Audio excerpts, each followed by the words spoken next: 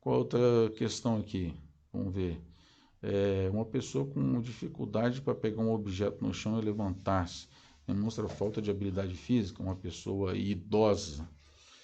Pessoal, a pessoa idosa, se fosse pensar bem, ela tem muito mais qualidade e tempo de aprendizado, de pegar um objeto no chão. Inclusive, vamos pensar assim, até amarrar cadastro. Mas essa amarrar cadastro muito mais, deveria, né? Muito mais rápido, velocidade e qualidade do que você, que ela teve a quantidade de tempo, de experiência para poder fazer isso. Mas já perceberam que, às vezes, que uma vez que ela possa ter sentado, ela precisa da sua ajuda para levantar, né? Ela não consegue levantar, tem dificuldade de levantar. O problema dela de levantar é um problema de quê? De não saber levantar? Não, ela sabe levantar. O problema dela não é esse. O problema dela é outro. O problema dela é falta de força muscular dos membros inferiores. Ou seja, de acordo com a idade, vai ocorrendo um decréscimo da força dos músculos, principalmente os posturais dos membros inferiores, e inclusive da amplitude articular para poder realizar movimentos. Então, eles precisam fazer exercício para melhorar a amplitude articular e a força muscular dos músculos dos membros inferiores. E o que ocorre? O que tem a ver isso aqui com o desenhozinho que eu coloquei?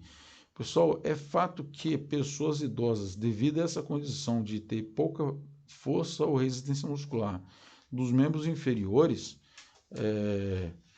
o problema mais sério que tem é ela poder estar lá no banheiro e cair por falta de ter força, bater a cabeça e ter um traumatismo craniano.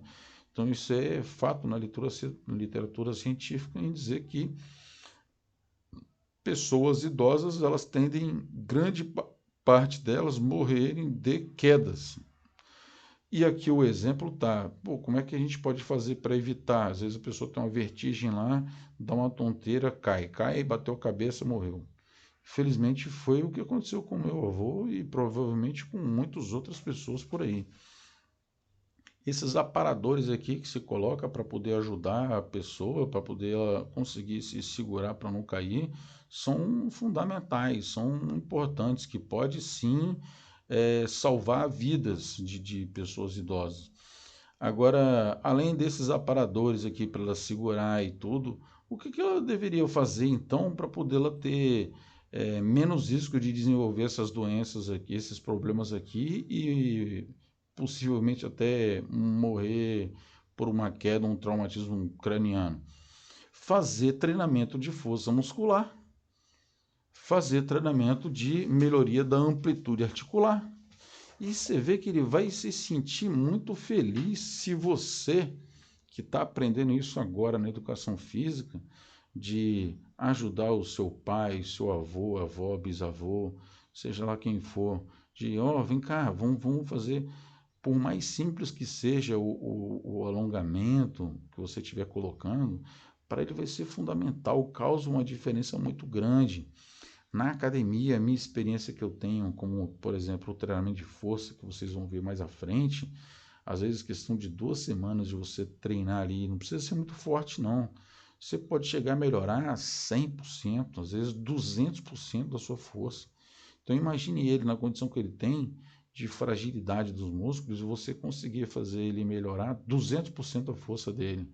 O risco dele morrer de queda vai diminuir drasticamente, né? Drasticamente. Melhorar a resistência, a força muscular dos membros inferiores será fundamental para você ter, né, pessoas que você ama por mais tempo na sua vida. Vamos lá, vamos partir para outras questões aí, como eu falei. Então, pessoal, ó, esse aqui é decoreba. Aqui está falando assim, qual é a relação? Aqui a gente está agora trabalhando sobre a questão da composição corporal. Então, falamos do componente aeróbico um pouco, do componente neuromuscular. São dois que a gente divide: aeróbico e neuromuscular. Aeróbico, que pode ser potência aeróbica, pode ser resistência aeróbica, que são componentes diferentes, mas não vamos trabalhar com tanto discernimento assim. O aeróbico e o neuromuscular, que é resistência muscular, força muscular e flexibilidade e alongamento. Vamos discernir melhor isso aí na parte 2 da correção dos exercícios, né? Mas aqui o componente composição corporal tem indicadores e medidas que ajudam a gente a saber se a gente está na faixa de risco ou não. E é bem simples, decorar. Aqui a pessoa tem lá 100 centímetros de quadril e 85 centímetros de cintura. Está na faixa de desenvolver diabetes tipo 2? Tá. RCQ, relação caramba. Relação cintura-quadril dele, a medida da cintura pelo do quadril, tá dando aqui 0,85. Qual é o limite lá que o Dr. Newman diz que você está assim no limite máximo para poder evitar que você desenvolva doenças crônico-degenerativas, como foi citado no exercício, diabetes tipo 2, 0,80. Ele está com 0,85, então está na faixa de risco, sim. Então, para vocês observarem bem, uma coisa importante é saber medir. E essas medidas aí são fundamentais. Se eu for na academia e usar esse padrão internacional de medida da cintura, vai lhe causar dificuldades de interpretação sobre o treinamento, se ele melhorou ou não, né? Então, no caso das mulheres, nessa situação aqui, é mais fácil a visualização e a medida quando você vê nos dois lados a parte mais côncava do corpo nessa região. Se houver escoliose, vai acontecer o seguinte: uma parte é côncava e uma outra aqui é reta, né? Quando a pessoa tem escoliose. Mas quando não tem escoliose, a gente vê esse perímetro aqui bem característico, bem definidor aqui. Essa é a medida da cintura, né? Você vai lá e mede. Pô, e no caso do homem, tem uma parte aqui mais côncava? Bom, dependendo do corpo, a gente pode até ver, mas na maioria das vezes é reto. E aí, se é reto, como é que a gente faz? Pessoal, é simples. Pega o polegar, coloca embaixo da costela, da última costela que a gente tem aqui, e vai com um indicador direto em cima da crista ilíaca superior, ou seja, do osso da bacia que está mais próximo aí do seu dedo indicador, reto. Você faz essa medida aí, colocou isso aí, você vai lá com um pincel atômico e marca bem no meio. Depois vai lá do outro lado, faz a mesma coisa, marca bem no meio. Depois é só passar a fita na direção dessas duas marcações, você já já fez a sua mensuração da sua cintura. Depois no quadril, de frente, não dá para a gente conseguir observar o ponto mais largo dessa região. No caso das mulheres, aparece aí o culote e tudo, né? Mas fica tranquilo que no culote é a parte menos possível de desenvolver doenças crônico-degenerativas.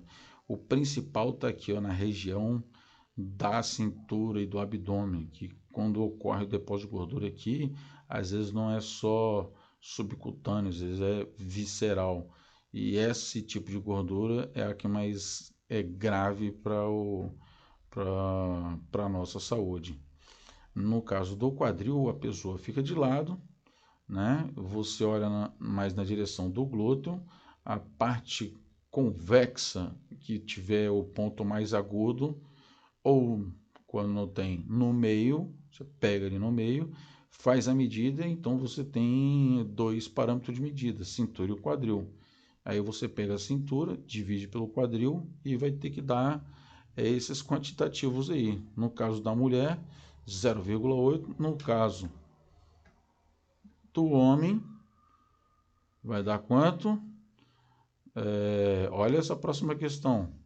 100 centímetros de quadril e 95 de cintura.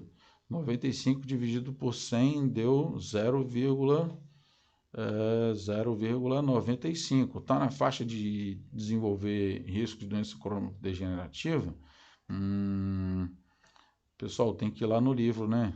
Tem que ir lá no livro, página 13, e aí você vai ver. Para homem é 0,9. Desse sujeito aí, deu 0,92, 95 no caso. Tem risco para desenvolver lesão de tipo hipertensão arterial? Tem. Acabou. Aqui não tem jeito não. Decoreba. Vamos lá, letra H, vamos para a próxima. Também está aí os parâmetros de medida,